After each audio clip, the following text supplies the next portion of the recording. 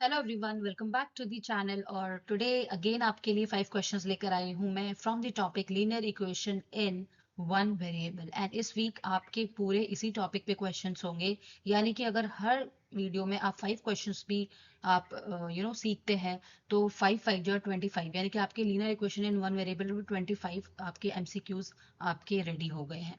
सो बिना स्किप करे आप वीडियो जरूर देखिए और उसके बाद आप मुझे बताइए कि आपने कितना स्कोर करा out of 5।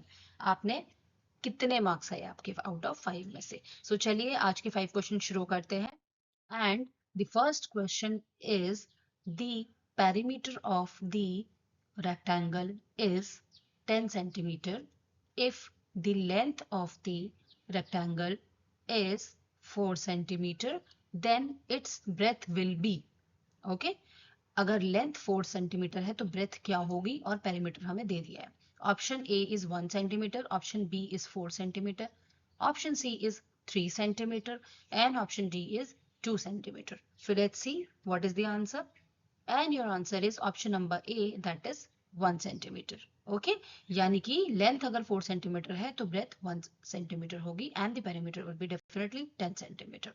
Let's move on to another question, that is question number 2. The age of the father is 3 times the age of the son. If the age of the son is 10 years old, then the age of the father is okay। अगर सन की as 10 years है तो father की as क्या होगी, और father की as जो है वो 3 टाइम्स ज्यादा है सन से। ठीक है, so the options are A 10 years, option B 15 years, option C 20 years and option D 30 years. Let's see what is the answer. Answer है ऑप्शन नंबर डी 30 इयर्स। ठीक है, अगर सन की एज 10 है तो फादर की एज होगी 30 years. Let's move on to another question, question number 3. The sum of two numbers is 50. If one number is 20, find another number. Very simple, very easy, but कई बार थोड़ा सा हम इधर उधर मिस होकर आंसर गलत दे देते हैं, बिल्कुल इजी क्वेश्चंस का भी। And the option A is 25, option B is 10, option C is 30, option D is 20। Let's see what is the answer.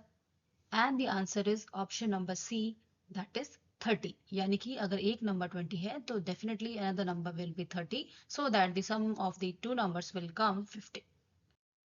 Let's see what is the question number 4. Three consecutive integers add up to 33. The integers are okay, थोड़ा सा अलग question है। अगर 3 consecutive integers का सम 33 आ रहा है तो वो 3 integers क्या होंगे।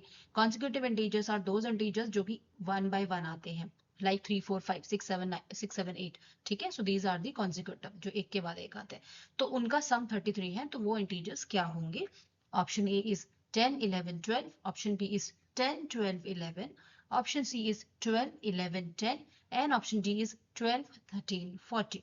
Let's see what is the answer, and the answer is A, यानी कि 10 11 12। 10 11 12 वो numbers है जिनका sum 33 होगा।